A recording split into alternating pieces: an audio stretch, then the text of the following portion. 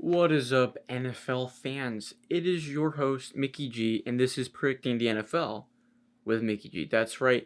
It is week something. I don't remember, but it's in the title down there. You can look at it if you don't know. But we're going to recap the previous week because that's how it works. So last week we went 9-6, so not the best. Worse than we did last week for sure, but not terrible. I mean, we're above 500 by 3 games, so it's not bad. Moving the total now to 115 and 77 overall. Game of the week, got that wrong, crapfest wrong, and upset wrong. Now 8-5, 7-6, and 3-10. Respectively. Now, well, we may have not done our best in my predictions of last week. In the way too early predictions, we did much worse. 5-10. That's right.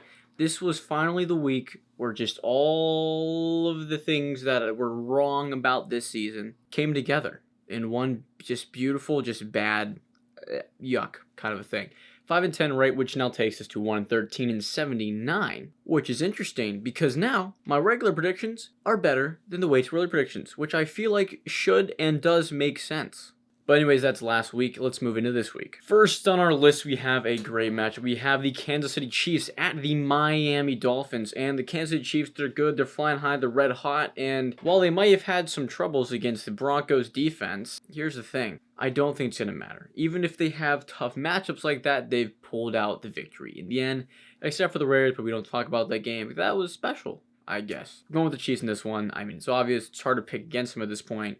They're getting this one. Next is the Titans at the Jaguars, the famed AFC South wonderful divisional matchup. Here's the thing, Mike Glennon is starting once again. Even after a poor performance last week, they have decided in Jacksonville, according to Doug Marrone, that he gives the team the best chance to win. Not Gardner, who's now like 2 or 3 weeks back from injury and hasn't played yet. It's a very odd situation going on there. It might be blatant tanking. I'm not sure about that one. And it's the Titans. You feel like even if it's, bad season, you're going to want to be the Titans. You want to spoil their season a little bit there. But hey, what do I know? I don't make decisions here. The Titans are winning. Mike Glennon's still quarterback, and I don't see much things changing. James Robinson, though, will get over 1,000 yards this week rushing. He has over 1,000 all-purpose, but I mean, he's close to 1,000-yard mark rushing, and he's going to get it. He needs like either 60 or like 40 yards. That's it. I mean, he's going to get it easy. Next, we have the Colts at the Raiders. Raiders have had some interesting games recently. Some close ones, some losses, not good stuff. Colts have had like one of those, and that was against the Titans when they had half their defense missing. So, not really expecting that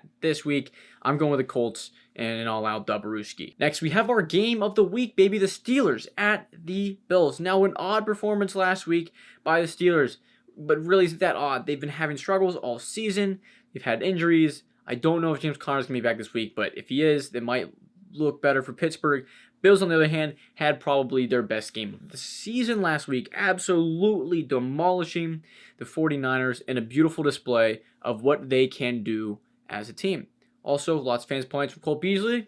Bless up. Thanks, man. Appreciate that. Here's the thing. Steelers have been kind of on a decline without losing a game. The Bills have been pretty solid and even good, maybe on an upswing type idea. I'm going with the Bills here. They look like the better team at this point. I'd expect them to win the game. Plus, it's at home in Buffalo.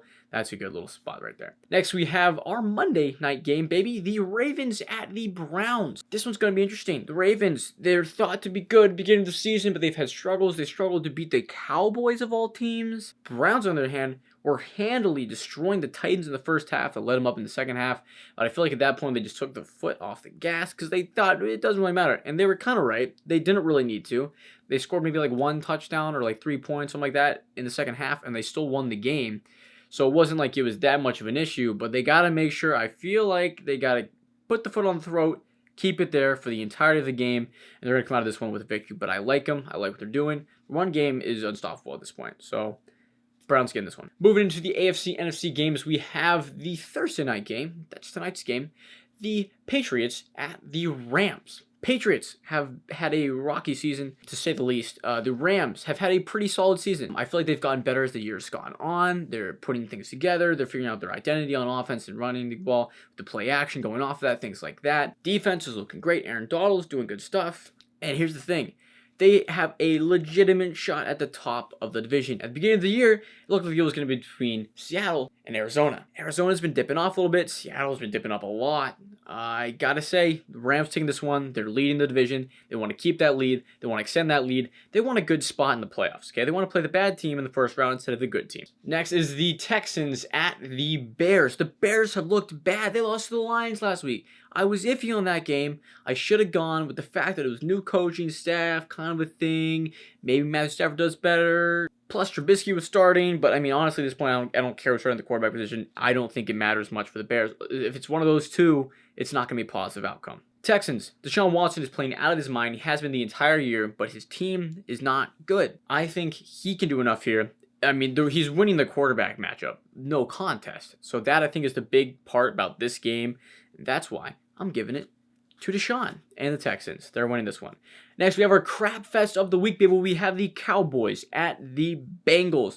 Cowboys have been in some close ones recently. They've also been in some absolute blowouts recently. It all depends on how they're feeling that kind of day, but they definitely have the talent on offense, especially to win the games. Bengals, on the other hand, they're kind of losing it all. The receiving core is still pretty solid, but the problem is they have no offensive line. They don't really have that good of a quarterback. Their defense is bad. I'm saying the Cowboys win this one in the crap fest of the week. Good on them. Big dubs. Move on. Be happy. Next, we have the Broncos at the Panthers. Broncos, solid play last week against the Chiefs. I'm saying, another year away, I thought Drew Lock might be the guy. Now I'm not so sure. I'm telling you, if you put the boat in there, they have yet to put the boat. They have like 5 quarterbacks on the roster, and the boat has not yet played.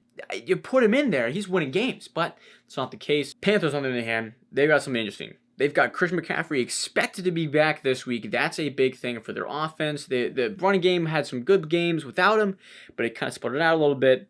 I feel like bringing him back into it might be a good, solid thing, especially against such a tough defense in the Broncos.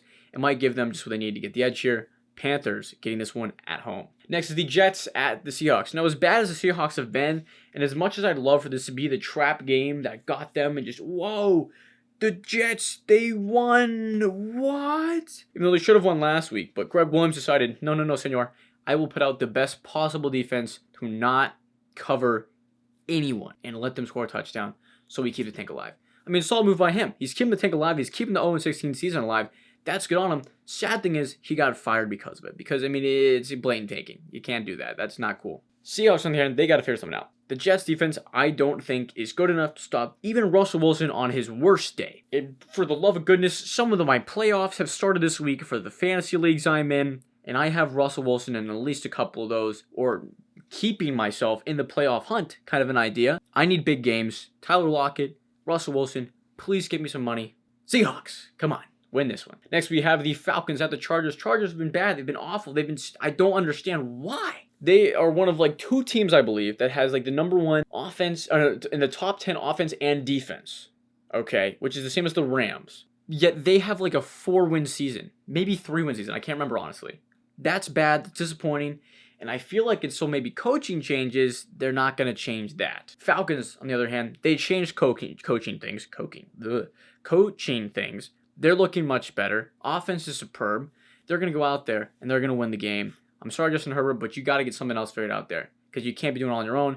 When you have performances like last week with multiple receptions, it's not going to do good for you. Don't do that. You might win, but the Falcons are taking this one. Next, we have our upset of the week, baby, and I'm excited for this one. We have the Vikings at the Buccaneers. You already know what the pick is. It's the upset of the week. Vikings, baby. They're taking it home. Tom Brady always feels so special about himself, but honestly, he's holding the Buccaneers back. They kept Famous Jameis, I'd say easy playoff team. Now, I'm not so sure. They might be kicked out. And here's the thing. Right now, the Vikings are in it. They are in it, and they want to keep it, okay? They're going to be going out there. They're going to be pushing hard, tough, fast, all that kind of thing, and they want to keep their spot in there. They want to go up. They want to get more wins, more double rooskies, more victories, all that great kind of stuff. And they want to push the Buccaneers down so they have a better spot at it. The head-to-head thing when it comes to the wild card spots. It's an important game for the Vikings. I think Dalvin Cook shows up. I think Adam Thielen shows up. I think Justin Jefferson shows up. I think the defense shows up. I think Kirk Cousins shows up. I think they all show up. They take down Brady and the Bucks. Next is the Cardinals at the Giants. Now, the Cardinals have had some iffy games, but I feel like they're solid against bad teams. At least I hope so. I don't understand why they wouldn't be. Giants, they're on the upswing. Here's the thing. I would like the Washington football team Redskins to win that division, and the best way for them to do that is also if the Giants lose. I'm picking the Cardinals here. I want to help that out. I want Alex Smith to have a nice feel-good story, comeback player of the year, all that kind of good stuff. Next is the Packers at the Lions. Lions, good comeback last week. I don't think it matters. Packers, on the other hand, they've had monster games the past couple weeks. Great plays on offense, unstoppable team. Aaron Jones, Devontae Adams, I mean, they're incredible. They're truly incredible, right? You can't say anything bad about them. They're just too good. Packers definitely win this one. Moving on to the next one, which is the Washington football team Redskins at the San Francisco 49ers. Here's an interesting thing.